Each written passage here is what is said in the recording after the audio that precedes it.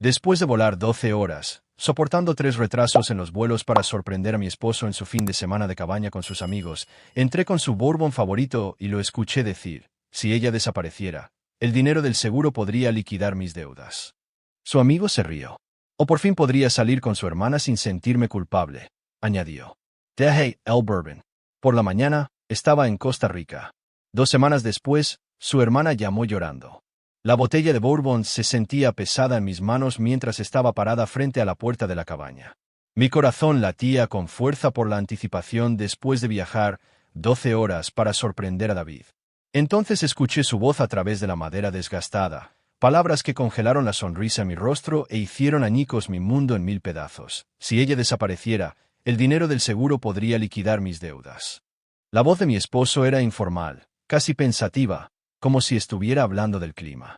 Una carcajada siguió, luego la voz de su amigo. O por fin podría salir con su hermana sin sentirme culpable. Más risas. Mis dedos se apretaron alrededor de la botella de Blanton's, su bourbon favorito, que había envuelto cuidadosamente con una cinta roja. El regalo que había llevado a través de 3 estados, a través de interminables retrasos, de repente se sintió como un accesorio en la obra de otra persona. Crecí rodeada de riqueza. Mi padre construyó su imperio inmobiliario de la nada, asegurándose de que mi hermana Amelia y yo nunca quisiéramos nada. Cuando conocí a David en una recaudación de fondos para caridad hace 3 años, parecía refrescantemente desinteresado en la fortuna de mi familia. Era encantador, ambicioso, estudiaba su MBA y estaba lleno de sueños. Me enamoré perdidamente y rápidamente. David necesita tiempo para establecerse, le expliqué a mi padre cuando me preguntó por qué mi nuevo esposo no había firmado un acuerdo prenupcial. Es sensible a la diferencia de dinero. Confío en él. El ceño fruncido y preocupado de mi padre debería haber sido mi primera advertencia. Sofía, el amor no debería requerir un sacrificio financiero. ¿Recuerda eso? No escuché. En cambio, apoyé el negocio de consultoría de David cuando los inversionistas tradicionales no lo hicieron.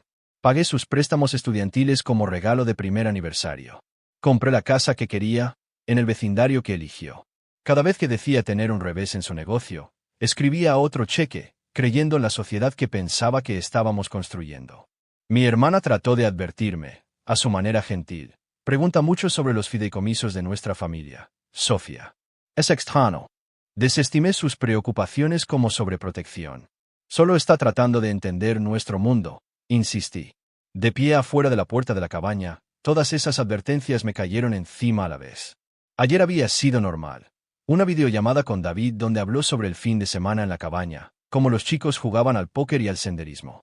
Mencionó que me extrañaba. Sonreí, sabiendo ya que lo sorprendería, ya que había reservado mi vuelo en secreto semanas atrás. La decisión de sorprenderlo había surgido durante una de mis noches solitarias en nuestra casa de 2 pisos. 2 años apoyando sus sueños mientras los míos acumulaban polvo. 2 años creyendo sus excusas cuando no cenaba con mi familia. 2 años ignorando cómo mencionaba casualmente los logros de mi hermana con un brillo en los ojos que me incomodaba. Cariño, no puedo ir este fin de semana, había dicho la semana pasada, besándome la frente. El viaje de los chicos es sagrado. No se permiten esposas. Entendí. Entendí su necesidad de espacio, de tiempo con amigos. Lo que no entendía era por qué siempre tenía que ser yo la comprensiva. Así que decidí, solo una vez, poner mis deseos primero, ver su rostro iluminarse cuando llegara inesperadamente, recordarle por qué nos enamoramos. El viaje había sido una pesadilla de problemas técnicos y retrasos por el clima. Primero, un problema mecánico nos dejó en tierra durante 2 horas en Chicago. Luego, las tormentas eléctricas nos desviaron a Indianápolis. El vuelo final se retrasó tras 3 horas debido a problemas de programación de la tripulación. Me había sentado en incómodas sillas de aeropuerto, revisando mi reloj constantemente y agarrando mi equipaje de mano que contenía el bourbon de $200 que había pedido especialmente. Una mujer a mi lado en la última puerta había notado mi agitación. ¿Alguien especial esperando?, preguntó.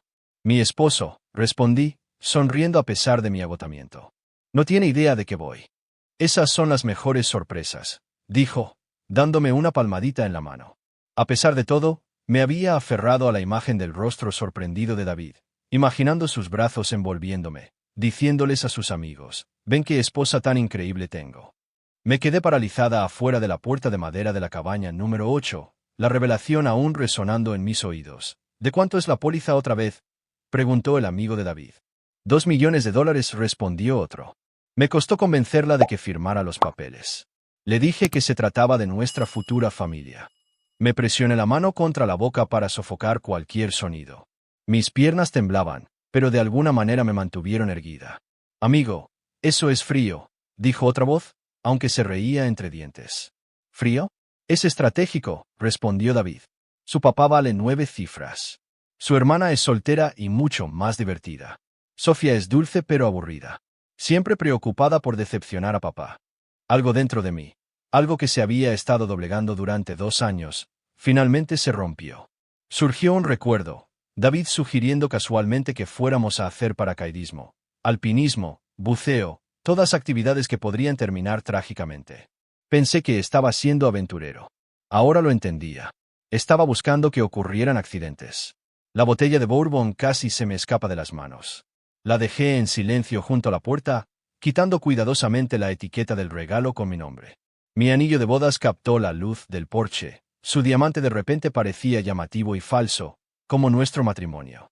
Retrocedí de la puerta, mi maleta de diseñador olvidada junto al bourbon.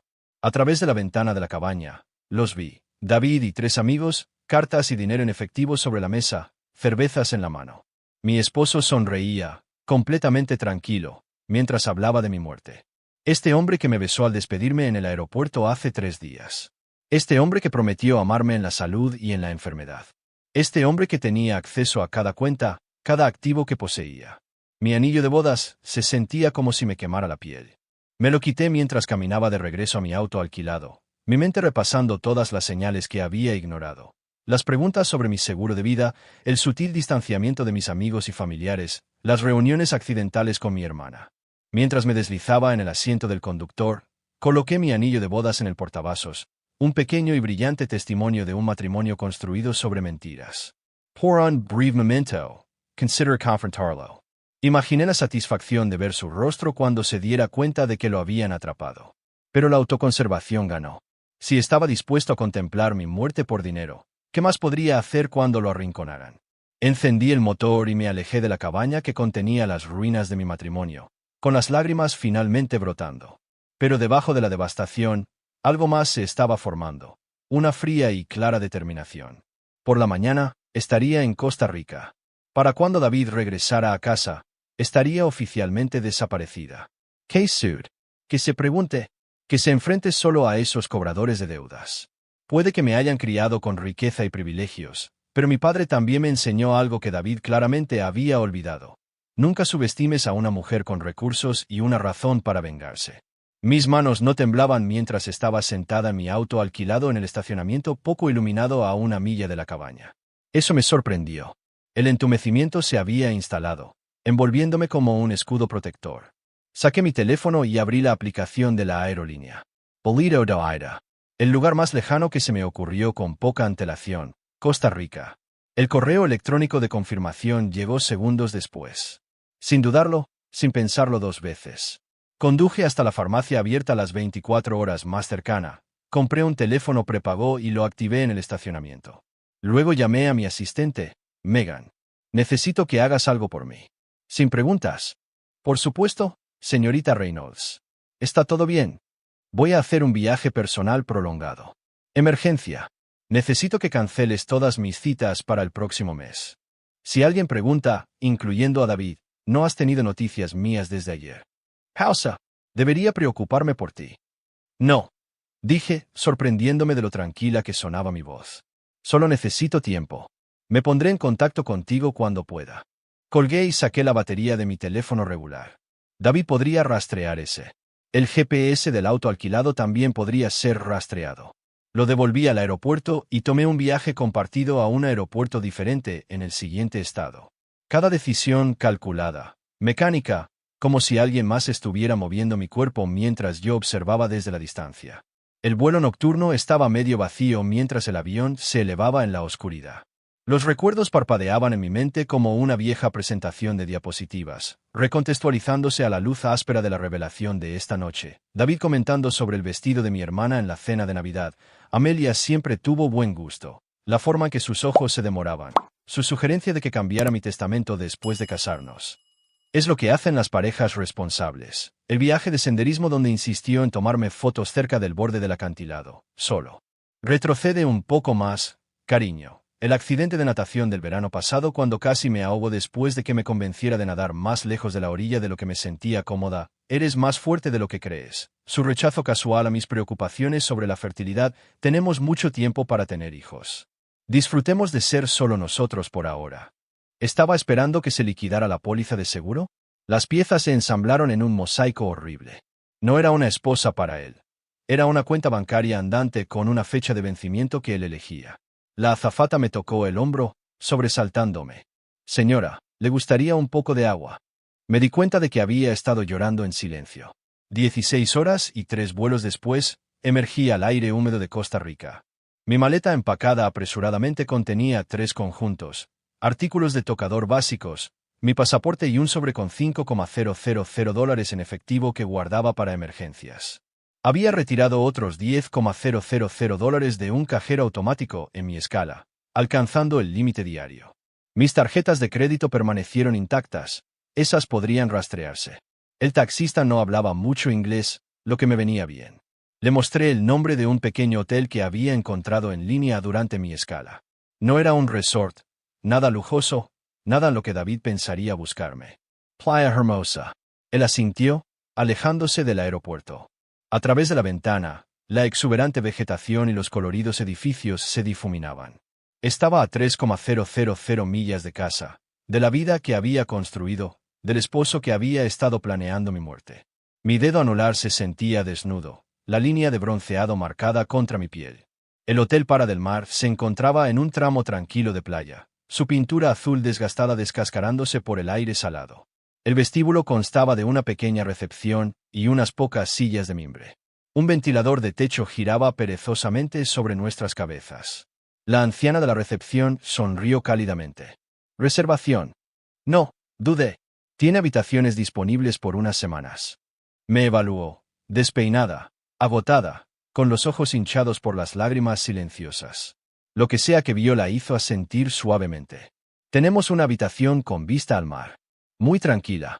Cuando me entregó la tarjeta de registro, dudé solo brevemente antes de escribir Sophia Reynolds, mi apellido de soltera.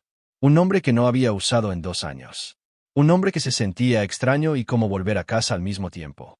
Solo usted, señora Reynolds. Sí, solo yo. De vacaciones. Hice una pausa, sin saber cómo responder, y volví a empezar. Algo en sus ojos se suavizó con comprensión. Me entregó una llave de metal real, no una tarjeta llave. Habitación 8, subiendo las escaleras, al final del pasillo, muy privada. La ironía de otra habitación 8 no se me escapó. Había estado parada afuera de la puerta de una cabaña y lo había perdido todo. Ahora entraba en otra habitación 8 para empezar de nuevo. La habitación era sencilla, paredes blancas, suelo de baldosas, una cama tamaño queen con una colcha azul y puertas dobles que se abrían a un pequeño balcón con vistas al océano. El baño tenía una ducha con presión de agua irregular. Sin aire acondicionado, solo un ventilador de techo.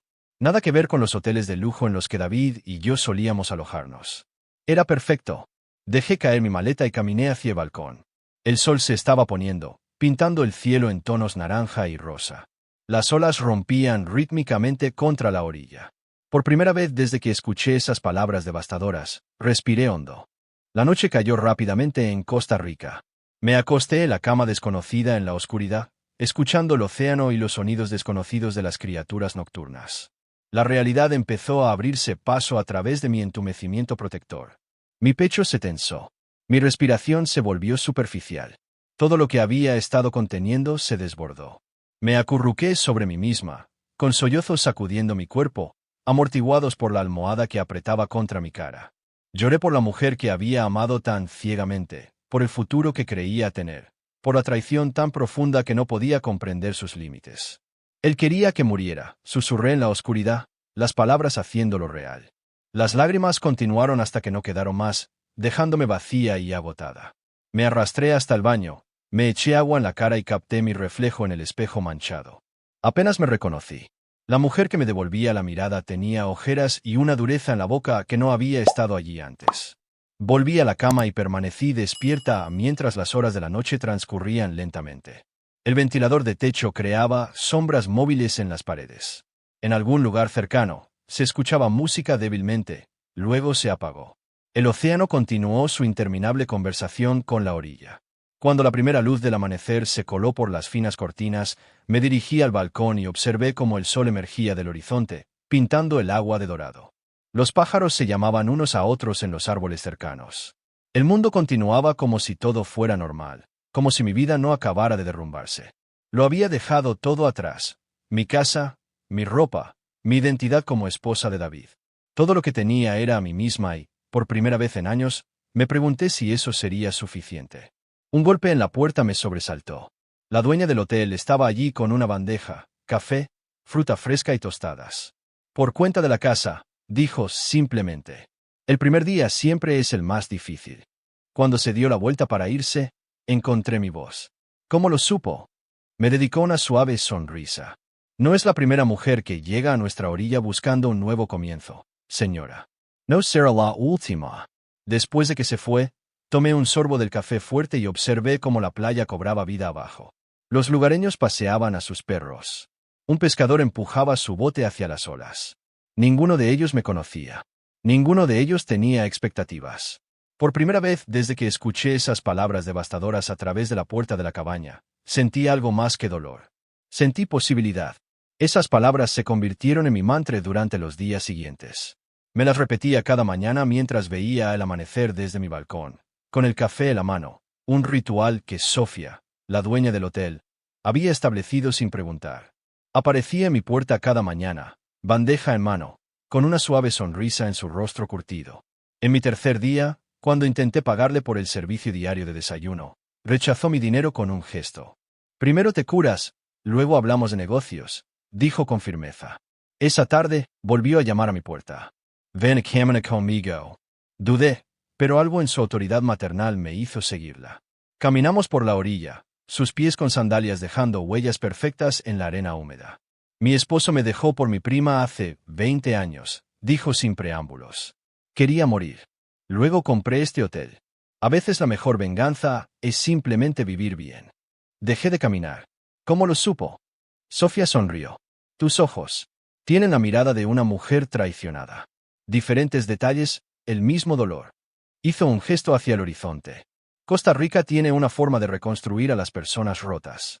Esa noche, me senté en mi balcón, viendo los turistas reír en la playa abajo, parejas tomadas de la mano, familias construyendo castillos de arena, y sentí un repentino y abrumador aislamiento. Había pasado 3 días escondida en mi habitación, curando heridas que nadie podía ver. ¿Pero de qué me escondía? David no sabía dónde estaba. Nadie lo sabía. A la mañana siguiente, me aventuré a salir antes de que Sofía me trajera el desayuno. La arena se sentía fresca bajo mis pies mientras caminaba por la orilla, viendo cómo el cielo pasaba del azul marino al rosa y al azul brillante.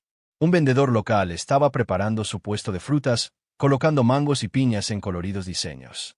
Buenos días, me llamó, saludándome con la mano. Cortó un trozo de mango y me lo ofreció. La dulzura explotó en mi boca, un recordatorio de que el placer aún existía en este mundo. Esto se convirtió en otro ritual: paseos matutinos, fruta fresca, sonrisas intercambiadas con lugareños que no me pedían nada. Cada día me aventuraba un poco más lejos del hotel. Cada día, el peso en mi pecho se aligeraba un poco. Una semana después de mi exilio autoimpuesto, pasé por una pequeña peluquería ubicada entre una tienda de recuerdos y una cafetería. A través de la ventana, capté mi reflejo, cabello largo recogido en mi característica cola de caballo pulcra. A David siempre le había encantado mi cabello, lo llamaba mi corona. Se quejaba cada vez que sugería cortármelo. Antes de que pudiera reconsiderarlo, entré en la peluquería. La estilista, una joven con vibrantes mechas azules en su cabello oscuro, levantó la vista y sonrió. ¿Puedo ayudarla? Lo quiero todo fuera, dije, quitándome la goma del pelo de la cola de caballo y dejando que mi cabello cayera alrededor de mis hombros. Claro, algo diferente. No para mí. Al menos no para la antigua yo. Estudió mi rostro y luego asintió. Sé exactamente lo que necesita. Cerré los ojos mientras trabajaba. El chasquido de las tijeras era extrañamente reconfortante. Cuando finalmente giró mi silla hacia el espejo, apenas me reconocí. Mi cabello ahora caía en capas desiguales que enmarcaban mi rostro, resaltando los pómulos que había olvidado que tenía. «Te ves más joven, más guapa», dijo la estilista, con satisfacción en su voz. «Toco las puntas de mi cabello». Sí, coincidí. Lo es. De la peluquería, caminé a una pequeña boutique que vendía ropa hecha localmente. Compré pantalones de lino sueltos, blusas de algodón coloridas, sandalias cómodas. Nada que ver con las marcas de diseñador que llenaban mi armario en casa. Tiré la ropa que había empacado, quedándome solo con las cosas prácticas. La mujer que había sido, la que usaba blusas de seda y pantalones a medida, la que coordinaba sus accesorios con precisión, ahora parecía una extraña.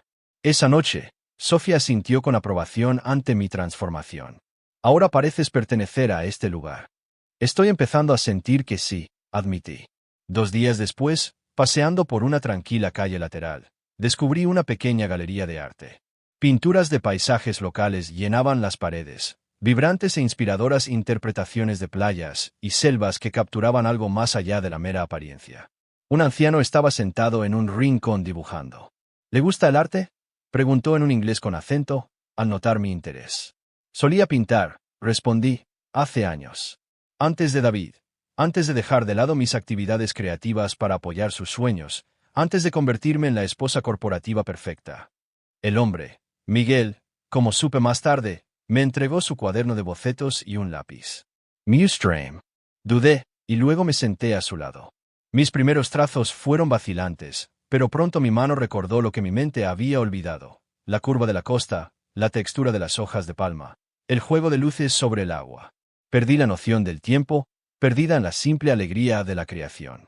«Tienes talento», dijo Miguel cuando finalmente levanté la vista. «Vuelve mañana. Te enseñaré más».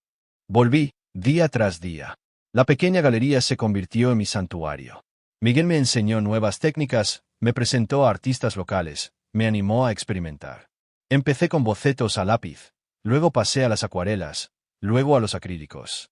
Cada medio desbloqueaba algo que había estado latente dentro de mí. «Tu trabajo tiene tristeza», observó Miguel después de unas semanas, «pero también fuerza. Esto es bueno. El arte debe decir la verdad». 3 semanas después de mi estancia, finalmente accedí a mi correo electrónico a través del ordenador público del hotel. Me esperaban más de 200 mensajes, cada vez más frenéticos de David, preocupados de amigos, algunos de mi hermana preguntándose por qué no respondía a sus mensajes de texto. El más reciente de David estaba dirigido a la policía, con copia a mí, denunciándome como persona desaparecida, describiéndome como emocionalmente frágil y posiblemente suicida. Me temblaron las manos al iniciar sesión en nuestra cuenta bancaria conjunta, la que recibía mi asignación mensual de mi fondo fiduciario. El saldo era 0. Cada centavo transferido a una cuenta que no reconocía, 2 días después de mi desaparición. Mi cuenta personal separada, la que David no conocía, permanecía intacta. Me recliné, mirando la pantalla. Ya estaba cobrando, asumiendo que estaba muerta, o casi. La póliza de seguro aún no se pagaría, pero había tomado lo que podía alcanzar. La confirmación final de su traición debería haberme devastado. En cambio, endureció mi determinación. Esa noche, mientras estaba sentada en mi balcón con una copa de vino local, Sofía se unió a mí. Vimos la puesta de sol en un silencio agradable antes de que ella hablara. «Te ves diferente hoy». «Decisión tomada». Asentí. «Creo que es hora de dejar de huir y empezar a luchar». Sofía levantó su copa. «Por los fénix, que resurgen de las cenizas». Choqué mi copa contra la suya. La mujer que había llegado a Para del Mar, rota, traicionada, perdida, se había ido. En su lugar estaba alguien más fuerte, alguien con un plan. El plan aún se estaba formando, nebuloso, pero fortaleciéndose. Durante los días siguientes, empecé a tomar notas, a investigar opciones legales, a contactar con mi abogado personal a través de un servicio de correo electrónico cifrado. Fui cuidadosa, metódica, como mi padre me había enseñado a ser con las decisiones empresariales. Después de todo, esta era la negociación más importante de mi vida. Esa tarde, estaba dormitando en la hamaca de mi balcón, arrullada por el sonido rítmico de las olas, cuando un tono de llamada desconocido me despertó sobresaltada. Por un momento, me sentí desorientada. No era mi teléfono el que sonaba. Entonces recordé el teléfono prepago que había comprado hacía casi 2 semanas, el que le había dado el número a una sola persona: Megan, mi asistente. Lo busqué a tientas, con el corazón latiendo con fuerza de repente. Hola, señorita Reynolds, la voz de Megan era baja. Urgent. Siento mucho molestarla, pero hay algo. Alguien necesita hablar con usted. Es importante. Antes de que pudiera responder, hubo un crujido. Luego, una nueva voz entró en la línea, temblorosa, llena de lágrimas, pero inmediatamente reconocible. Sofía, Dios mío, estás viva. Gracias a Dios. No sabía a quién más llamar. Tu asistente no me decía nada, pero le supliqué. Rebecca, la hermana de David, mi cuñada, la mujer que había sido mi amiga mucho antes de convertirse en mi familia. ¿Cómo conseguiste este número? He estado llamando a todo el mundo, tratando de encontrarte. David dijo que habías desaparecido, que podrías haberte hecho daño. Su voz se quebró, pero sabía, o eso esperaba, que estaba diciendo la verdad. Me incorporé, instantáneamente alerta. Rebecca redujo la velocidad. ¿Qué está pasando? Un sollozo se le escapó. Hay hombres en la casa de David. Nuestra casa. Hombres peligrosos. Dicen que les debe dinero, mucho dinero. Lo amenazaron, Sofía. Me amenazaron a mí. Se me encogió el estómago. ¿Qué clase de hombres?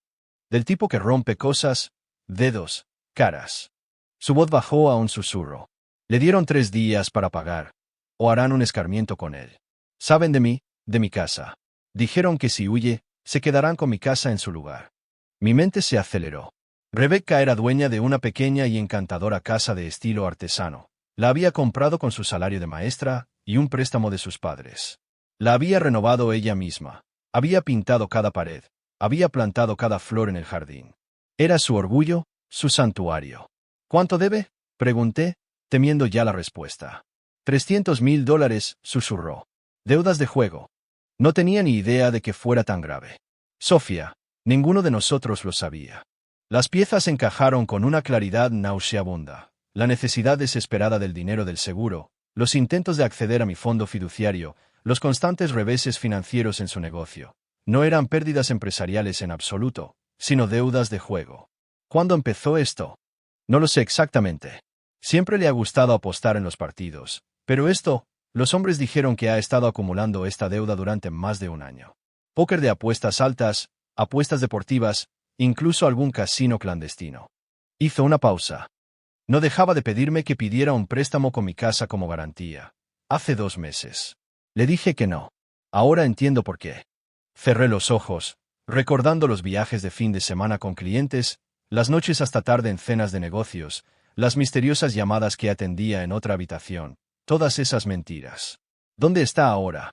Emborrachándose hasta perder el sentido en su casa, Sofía. Es un desastre. Tu desaparición lo destrozó. La policía sospecha de él en tu desaparición. ¿Lo sabías? Y ahora estos hombres. Tengo miedo por él.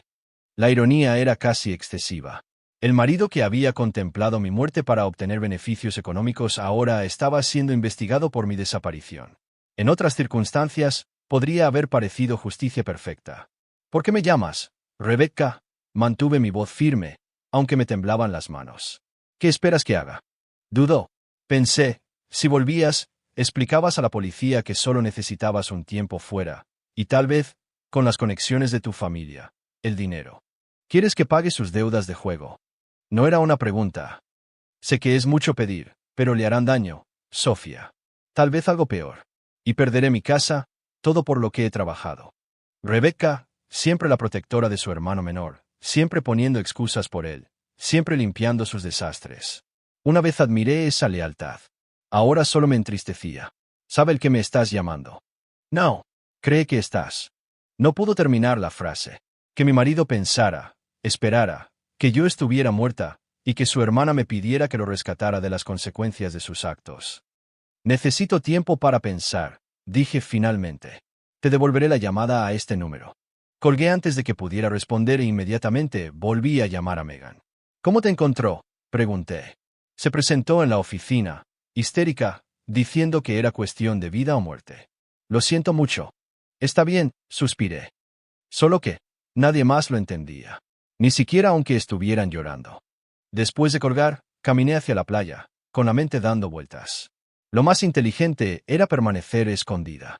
Dejar que David se enfrentara a las consecuencias de sus actos. Dejar que experimentara lo que se siente al estar desesperado, asustado, solo.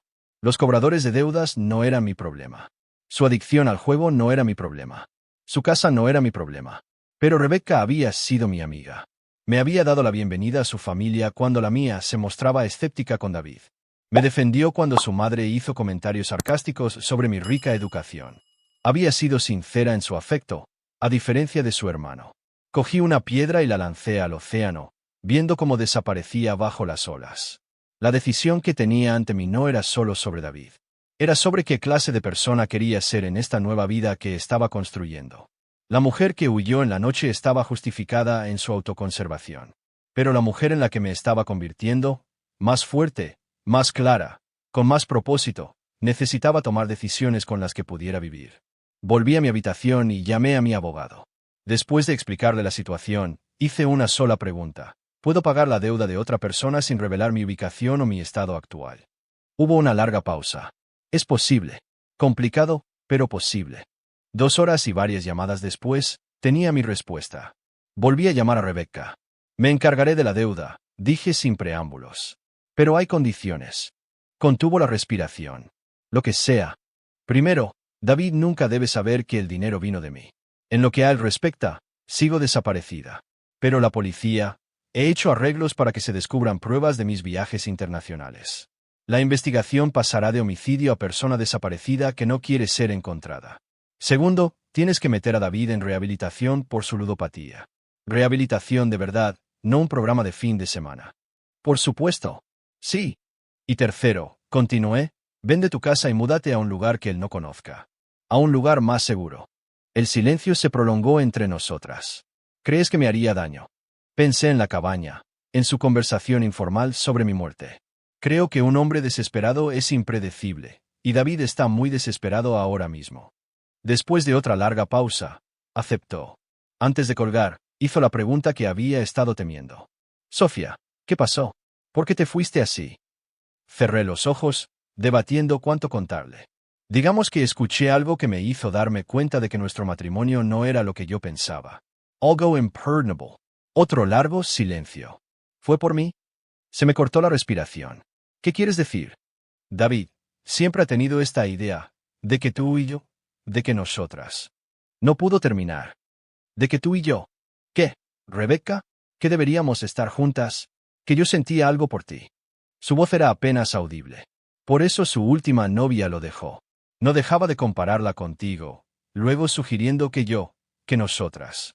El suelo pareció inclinarse bajo mis pies. La voz de su amigo resonó en mi memoria, o por fin podría salir con su hermana sin sentirme culpable. ¿Hermana? No mi hermana. Su hermana, Rebecca. Dije con cuidado, ¿qué te dijo exactamente David sobre mí? La línea se quedó en silencio durante tanto tiempo que pensé que nos habían desconectado. Finalmente, su voz regresó, pequeña e insegura, que eras inestable, que tenías episodios, que a veces confundías la realidad con la fantasía. Hizo una pausa. Dijo que lo acusabas de cosas que nunca hizo, que tenías pensamientos paranoicos sobre él queriendo tu dinero. Una furia fría se instaló en mi pecho, tan intensa que se sentía como hielo extendiéndose por mis venas. No solo había planeado mi muerte, sino que había estado preparando el terreno para desacreditarme, pintándome como mentalmente inestable ante su propia hermana. Voy a ayudarte, Rebecca, dije, con la voz más firme de lo que esperaba. Pero después de que esto termine, tenemos que tener una conversación más larga sobre tu hermano. Después de organizar el pago de la deuda a través de mi abogado, hice otra llamada a Carlos Méndez, un investigador privado que mi padre había utilizado para asuntos corporativos. Lo había conocido varias veces en eventos de la empresa y confiaba en su discreción. Lo necesito todo, le dije después de explicarle mi situación. Registros financieros, registros telefónicos, correos electrónicos, mensajes de texto. Necesito saber exactamente con quién estaba casada. Esto se va a poner feo, advirtió Carlos. ¿Estás segura de que quieres verlo todo? Necesito hacerlo, respondí. Para cerrar el capítulo, sí, pero también para protegerme. Los 3 días siguientes fueron los más largos de mi vida. Continué con mis rituales diarios, paseos matutinos, clases de arte con Miguel, comidas con Sofía. Pero mi mente estaba en otra parte, dando vueltas por las posibilidades, planeando contingencias. El impacto de la traición de David se había cristalizado en algo más duro, más táctico. El primer informe de Carlos llegó por correo electrónico cifrado al cuarto día. Me senté en mi balcón con mi portátil, respiré hondo y abrí el archivo. Las pruebas eran metódicas, devastadoras y mucho peores de lo que había imaginado. 3 meses después de casarnos, David había contratado una póliza de seguro de vida adicional sobre mí, una que nunca había visto ni firmado. La firma en los documentos era una falsificación pasable de la mía. El beneficiario figuraba como David, naturalmente. El pago, $5 millones. Me quedé mirando los documentos escaneados, recordando el fin de semana en que David había insistido en que probara el paracaidismo a pesar de mi miedo a las alturas. El viaje en barco en el que me había animado a salir sola a pesar de la tormenta que se avecinaba. El sendero de montaña en el que me había sugerido que posara cerca del borde del acantilado para la foto perfecta. Todos posibles accidentes, todos con testigos que declararían sobre su preocupación, sus advertencias de que estaba siendo demasiado imprudente. Pasé al siguiente conjunto de archivos, registros telefónicos, cientos de mensajes de texto entre David y mi hermana, Amelia, durante los últimos 8 meses. La mayoría eran inocuos en la superficie, preguntas sobre mi horario, comentarios sobre reuniones familiares, pero el trasfondo era claro una vez que sabías dónde buscarlo. Estaba tanteando el terreno, midiendo su interés, haciendo sugerencias sutiles. Las respuestas de Amelia fueron educadas pero distantes. Cuando se volvió más explícito en sus coqueteos, ella empezó a responder con menos frecuencia. El último intercambio fue de hace 3 semanas. David, tenemos que hablar en privado. Tengo preocupaciones sobre Sofía que solo puedo compartir contigo. Amelia, si estás preocupada por mi hermana, habla con ella directamente o busca ayuda profesional. No me siento cómodo con estas conversaciones. Cerré los ojos, una ola de gratitud me invadió. Amelia había percibido algo raro y había creado distancia. No lo había animado, no había correspondido. El alivio fue tan intenso que me hizo llorar. Los registros financieros fueron los siguientes y contaban una historia de engaño calculado. Mientras afirmaba que su negocio tenía problemas, David había mantenido una tarjeta de crédito secreta de la que yo no sabía nada. Los extractos mostraban compras en tiendas de lujo, restaurantes de alta gama, hoteles caros, ninguno de los cuales había sido conmigo. Había cargos de joyerías en fechas importantes, mi cumpleaños, nuestro aniversario, regalos de Navidad que nunca recibí. Para otras mujeres. Para deudas de juego. El propósito no estaba claro, pero el engaño sí. Lo más condenatorio fue la evidencia de una cuenta offshore en las Islas Caimán, abierta 6 meses después de nuestra boda. Transferencias regulares de nuestra cuenta conjunta. El dinero que yo había proporcionado para gastos comerciales e inversiones se había canalizado allí. El saldo actual, $1,20 millones. Mi dinero, escondido para su eventual escape. Todo mientras insistía en que necesitábamos presupuestar cuidadosamente para nuestro futuro. Todo mientras yo reducía mis propios gastos para apoyar lo que creía que era nuestro sueño compartido. El documento final era un borrador de correo electrónico encontrado en la carpeta de elementos eliminados de David, dirigido al abogado de mi padre. En él, preguntaba sobre las condiciones de mi fondo fiduciario en caso de mi muerte, específicamente si él tendría control de los activos como mi esposo. El correo electrónico estaba fechado 3 semanas atrás, justo antes de su viaje a la cabaña. Cerré la computadora portátil, caminé hacia el baño y vomité violentamente. Cuando las náuseas pasaron, me senté en el frío piso de baldosas, con la espalda contra la pared, y me permití sentir el impacto total de lo que había descubierto. Esto no era solo una traición oportunista. Esto era un engaño calculado a largo plazo. Este era un hombre que se había casado conmigo por mi dinero y estaba planeando activamente mi muerte. Un golpe en la puerta me sobresaltó. Sofía estaba allí, con la preocupación grabada en su rostro. «Pareces haber visto un fantasma», dijo. Intenté sonreír, pero fallé. Estaba aprendiendo la verdad sobre alguien que creía conocer. Se sentó a mi lado en la cama mientras resumía lo que Carlos había encontrado. Con cada revelación, su expresión se oscurecía. «Hombres como este», dijo finalmente, «nunca enfrentan las consecuencias. Se escabullen, encuentran nuevas víctimas, comienzan de nuevo». «No esta vez», dije, sorprendiéndome a mí misma con la firmeza en mi voz. «Esta vez habrá consecuencias». Esa noche, le envié un correo electrónico a Carlos con nuevas instrucciones: reunir todo, organizarlo en pruebas irrefutables y prepararse para entregarlo a las autoridades correspondientes. También le pedí que contactara discretamente a Rebecca para asegurarse de que estuviera a salvo y cumpliera su promesa de buscar ayuda para David. Su respuesta llegó en una hora. Rebecca se mudó a la casa de su amiga. David no sabe dónde. Aceptó la explicación del amigo de la familia anónimo para el pago de la deuda. También está bebiendo mucho y haciendo amenazas sobre encontrarte. Reenvié todo a mi abogado con instrucciones claras. Prepárense para la guerra, pero esperen mi señal. Luego abrí un nuevo documento y comencé a escribir.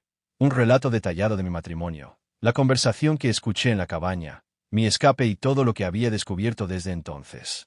Si algo me pasaba, este sería mi testimonio. Mientras escribía hasta altas horas de la noche, un plan comenzó a formarse, no solo para protección, no solo para justicia, sino para un ajuste de cuentas.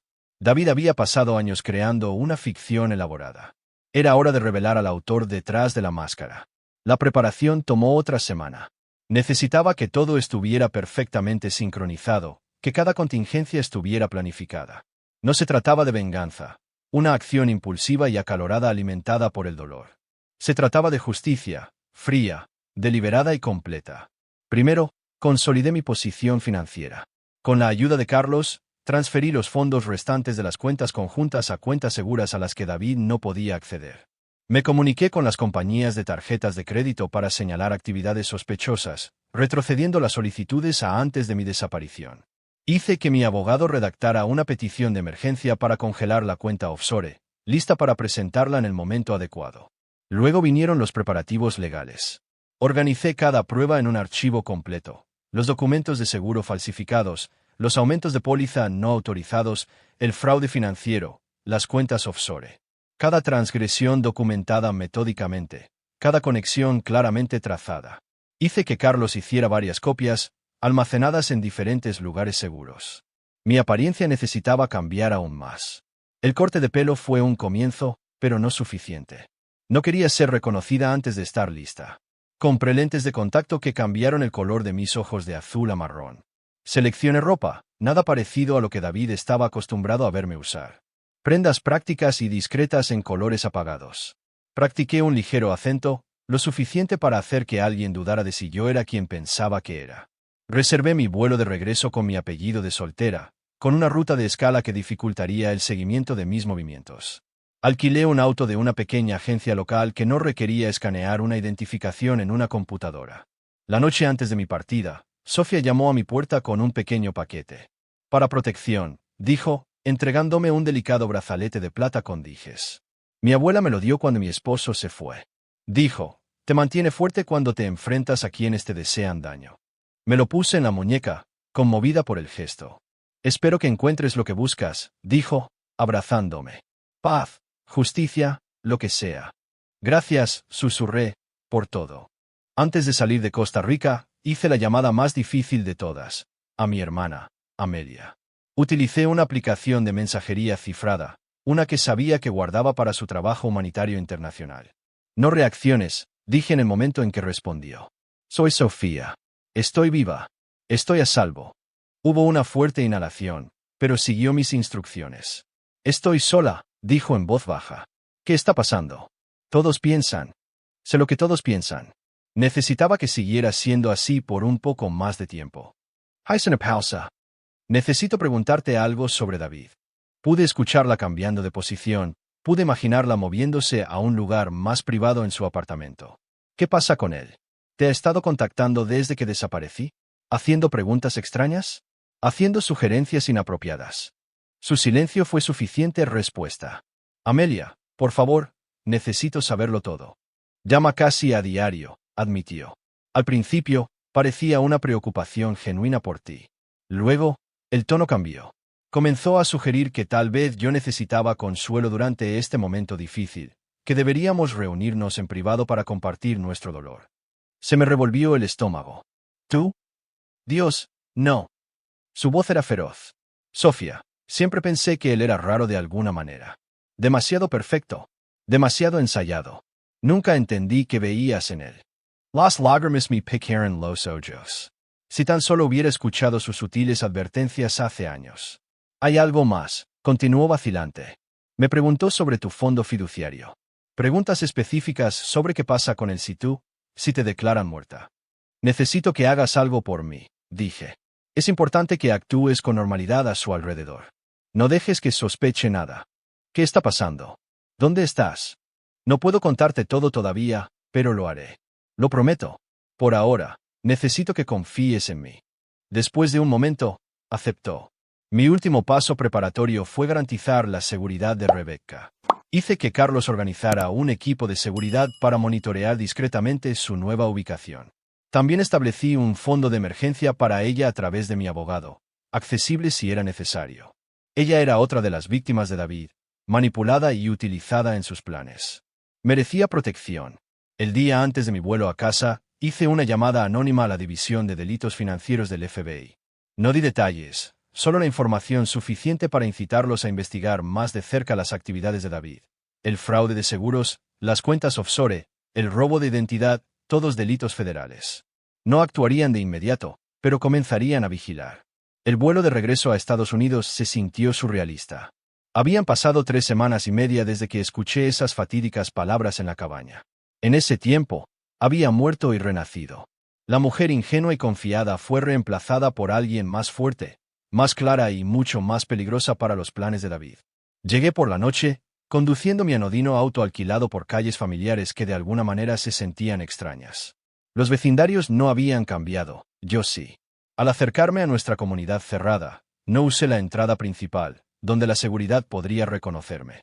En cambio, utilicé el camino de servicio que había descubierto hace años cuando accidentalmente me quedé fuera durante una carrera matutina. Nuestra casa, una extensa casa de estilo Tudor con jardines cuidados e iluminación dramática, se veía exactamente como la había dejado. Las luces brillaban cálidamente en las ventanas de la planta baja. David estaba en casa. Estacioné a una cuadra de distancia y caminé por el perímetro de nuestra propiedad, manteniéndome en las sombras. A través de la ventana de la sala de estar, pude verlo caminar de un lado a otro, con el teléfono en la oreja, gesticulando enojado. Incluso a distancia, pude ver que estaba despeinado, sin afeitar. El esposo perfecto y pulido se estaba desmoronando. Todavía no me acerqué a la casa. En cambio, me registré en un pequeño hotel con mi nueva identidad. El mañana llegaría pronto. Mañana, cuando los cobradores de deudas estuvieran programados para regresar, esperando el próximo pago. Mañana, cuando David descubriera que su mundo cuidadosamente construido estaba a punto de colapsar. En mi habitación de hotel, dispuse todo lo que necesitaría para la confrontación. Los archivos de pruebas, los documentos legales, las grabaciones digitales. Cargué mis dispositivos y preparé la pequeña grabadora de audio que guardaría en mi bolsillo. Dormí sorprendentemente bien esa noche, sin sueños y profundamente. Cuando desperté, no sentí miedo ni ansiedad, solo una certeza tranquila. Me vestí cuidadosamente con ropa que no revelaba nada. Me maquillé mínimamente y usé el brazalete de plata con dijes que Sofía me había dado. Al atardecer, conduje de regreso a nuestro vecindario. Esta vez, no me escondí en las sombras. Caminé directamente por nuestro camino de entrada curvo, pasé la fuente que había sido insistencia de David, hacia la enorme puerta principal con su vidrio decorativo con plomo. No usé mi llave. Ya no pertenecía a esta casa. En cambio, toqué el timbre y esperé, de pie, erguida y sin miedo, mientras los pasos se acercaban desde adentro. La puerta se abrió. David estaba allí, sin afeitar, con el cabello despeinado, usando la misma sudadera de la Columbia Business School que tenía desde que nos conocimos. Por una fracción de segundo, no me reconoció. El nuevo cabello, los lentes de contacto, la ropa diferente. Luego, sus ojos se abrieron con incredulidad. Sofía, susurró, su rostro perdiendo el color como si hubiera visto un fantasma. En cierto modo, lo había hecho. Di un paso adelante, sin esperar una invitación. Tenemos que hablar.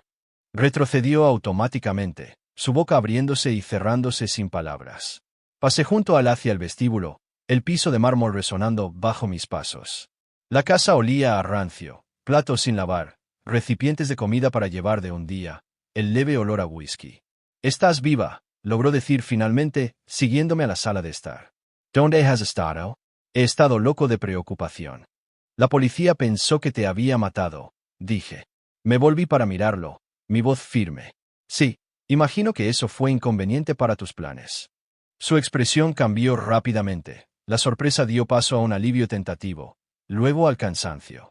«¿De qué estás hablando? Te he estado buscando por todas partes». Se movió hacia mí. con los brazos extendidos como para abrazarme. Cariño, pensé que te había perdido. Retro City. No, ni lo intentes. Apareció el encanto calculado, luego la expresión de la que me había enamorado innumerables veces, el ceño fruncido de preocupación, los ojos suaves y heridos, el ligero temblor en su voz.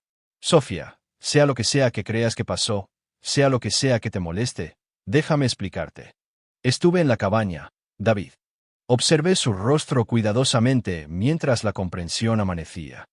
Lo escuché todo. Su expresión se congeló, luego se recompuso en una confusión herida. ¿La cabaña? ¿De qué estás hablando? Volé 12 horas, con 3 retrasos, para sorprenderte. Trajet 2 Bourbon Favorito. Me paré afuera de la puerta y te escuché hablar sobre cómo el dinero de mi seguro liquidaría tus deudas. Palideció aún más, pero se recuperó rápidamente. Entendís mal. Era una broma. Humor negro entre amigos. Ya sabes cómo hablan los chicos. ¿Y el comentario de tu amigo sobre salir con mi hermana sin sentir culpa si desaparecía? También fue una broma. No tu hermana, corrigió automáticamente, luego se contuvo. Quiero decir, eso no era. No estábamos.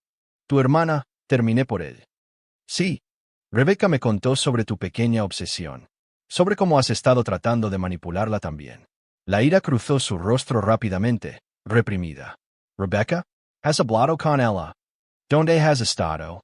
Eso no es importante, dije. Dejé mi bolso en la mesa de centro y saqué un grueso sobre manila. Lo que importa es lo que sucede a continuación. Sus ojos se fijaron en el sobre. ¿Qué es eso? Todo. Lo abrí y comencé a colocar documentos sobre la mesa entre nosotros. La póliza de seguro de vida en la que falsificaste mi firma.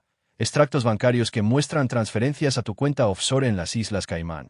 Extractos de tarjetas de crédito por compras que nunca vi. Registros de tus deudas de juego. Con cada documento, su rostro se endurecía.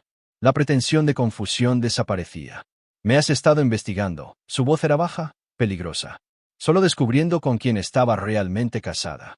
Dejé el documento final, los papeles del divorcio, ya firmados por mí. Tu elección ahora es simple. Firma estos y vete con lo que trajiste a este matrimonio. Nada. O no lo hagas. Y llevaré todo al FBI, a la compañía de seguros y al fiscal de distrito. Me miró fijamente, el cálculo reemplazando la sorpresa. Casi podía verlo sopesando opciones, buscando influencia, rutas de escape. No obtendrías nada, dijo finalmente. Nadie te creería. Has estado desaparecida durante semanas, actuando de forma errática. He documentado tu comportamiento inestable durante meses, tus acusaciones paranoicas, tus cambios de humor. Te refieres al terreno que estabas preparando, diciéndole a la gente que era inestable, que confundía la fantasía con la realidad. Sonreí levemente. Rebeca me contó todo al respecto. Su expresión se oscureció. ¿Crees que eres tan lista? Tú y tu familia, mirándome con desprecio desde el principio. No tienes pruebas de nada. En realidad, sí. Saqué mi teléfono y reproduje una grabación de su conversación con el agente de seguros, solicitando un aumento en mi póliza sin mi conocimiento. Las preguntas preocupadas de la gente, las suaves mentiras de David. Sonó el timbre antes de que pudiera responder. Revisé mi reloj. Justo a tiempo. Esa sería tu hermana, dije. La ira distorsionó sus rasgos. ¿La involucraste en esto? Después de todo lo que he hecho por ella. ¿Te refieres a usar su casa como garantía para tus deudas de juego o manipular sus emociones todos estos años? Mira la puerta. Ella también merece la verdad. Rebeca estaba en el porche, su expresión una mezcla de nerviosismo y determinación. Había perdido peso desde la última vez que la vi, con ojeras que le sombreaban los ojos. Cuando me vio, exhaló bruscamente. «Volviste», susurró, abrazándome con fuerza. Lo prometí. La llevé adentro, donde David estaba de pie, con la tensión irradiando de él como calor. «Ustedes dos planearon esto», exigió, mirándonos a las dos. Mi propia hermana traicionándome. Rebeca enderezó los hombros. «Nadie te traicionó, David. Tú te hiciste esto a ti mismo». Hice un gesto hacia los papeles esparcidos sobre la mesa. «Rebecca lo ha visto to do, David. Sabes sobre el fraude de seguros, las deudas, tus planes para mí. Sabe cómo la usaste también. Nunca habría dejado que se quedaran con tu casa», le dijo, suavizando la voz. «Sabes que nunca te haría daño». La risa de Rebeca fue hueca. «Me has estado lastimando toda mi vida, haciéndome responsable de tu felicidad. tus problemas, tus errores. Ya no más. El encanto de David hizo un último intento. Dio un paso hacia mí, suavizando la mirada. Sofía, por favor. Cualesquiera que sean los errores que haya cometido, podemos resolverlos. Te amo. Siempre te he amado. No sentí nada, ni ira, ni dolor, ni anhelo por lo que podría haber sido. Solo claridad. Firma los papeles, David, dije en voz baja. O la policía recibirá copias de todo mañana por la mañana. Algo en mi voz debió convencerlo. Sabía que estaba acorralado. Con una mano temblorosa, firmó cada página que le indiqué. ¿Qué pasa ahora?, preguntó de repente, pareciendo más pequeño, disminuido. Ahora obtienes lo que la mayoría de las personas en tu situación nunca reciben: una segunda oportunidad. El divorcio te da 30 días para salir del estado. La deuda con esos hombres ha sido pagada. Tus actividades delictivas permanecen entre nosotros, siempre y cuando nunca me contactes a mí, a Rebecca ni a mi familia. Rebecca me tocó el brazo. ¿Estás segura de esto? Después de todo lo que hizo. Asentí. No necesito venganza. Necesito un cierre. Recogí los papeles firmados y las pruebas, volviéndolos a guardar en mi bolso. David observaba, ahora en silencio, con la derrota evidente en la caída de sus hombros. En la puerta, me volví por última vez. Los cobradores de deudas no volverán mañana. Pero los agentes federales podrían hacerlo, si haces un movimiento en falso. ¿Recuerda eso? Rebecca y yo salimos juntas, por el camino de entrada curvo, pasando la fuente pretenciosa, a través de las puertas de hierro forjado que una vez habían representado seguridad, pero ahora se sentían como una prisión de la que había escapado. Ninguna de las dos miró hacia atrás. En mi auto alquilado, Rebecca finalmente rompió el silencio. ¿Qué harás ahora? Toqué el brazalete de dijes de Sofía, pensando en el pequeño hotel en Costa Rica, en el estudio de arte de Miguel, en las mañanas tranquilas viendo el amanecer sobre un horizonte infinito. Vivir, dije simplemente, en mis propios términos. No más atenuar mi luz para nadie. Mientras nos alejábamos, sentí que las últimas cadenas de mi antigua vida se caían. David había querido mi muerte, pero en cambio, me había dado un renacimiento. Deseaba mi fortuna, pero yo había recuperado algo mucho más valioso: mi sentido de mí misma, mi poder, mi libertad. El camino por delante se extendía ante mí, lleno de posibilidades que una vez tuve miedo de imaginar. Por primera vez en años, no podía esperar a descubrir a dónde me llevaría. 3 meses después, estaba parada en la terraza de mi nuevo estudio frente a la playa en Costa Rica, viendo la puesta de sol pintar el cielo en brillantes naranjas y rosas. Mi última pintura, una mujer alejándose de un vidrio roto, se secaba en un caballete. Sofía apareció con 2 copas de vino. La exposición de tu galería la próxima semana ya está agotada, dijo, entregándome una copa. Miguel dice que eres su alumna más talentosa en 20 años. Sonreí, pensando lo lejos que había llegado desde esa noche en la cabaña. Rebecca se había mudado a Colorado, usando parte del fondo que había establecido para abrir una pequeña librería con la que siempre había soñado. Mi hermana, Amelia, me había visitado el mes pasado, finalmente conociendo la verdadera yo. No la esposa corporativa perfecta, sino la artista con las manos manchadas de pintura y el cabello con mechas de sol. En cuanto a David, me enteré por mi abogado que había dejado el país después de que el FBI comenzara a investigar sus finanzas. La compañía de seguros había iniciado su propia investigación por fraude. Su mundo cuidadosamente construido se había derrumbado como un castillo de naipes. Tomé un sorbo de vino, sintiendo la cálida brisa contra mi piel. ¿Sabes qué es lo extraño? Debería agradecerle. Sofía arqueó una ceja. Si no lo hubiera escuchado esa noche, podría haber pasado toda mi vida siendo quien él quería que fuera, en lugar de descubrir quién soy realmente. Por las bendiciones inesperadas, dijo Sofía, levantando su copa. Choqué la mía contra la suya. Y por el bourbon abandonado. Nos quedamos en un cómodo silencio mientras la última luz se desvanecía del cielo, y sentí algo que no había conocido en años: la tranquila satisfacción de estar exactamente donde se suponía que debía estar, exactamente quien se suponía que debía ser. A veces, la mayor venganza no es hacer que alguien pague por lo que ha hecho. Es negarse a dejar que lo que han hecho defina en quién te conviertes.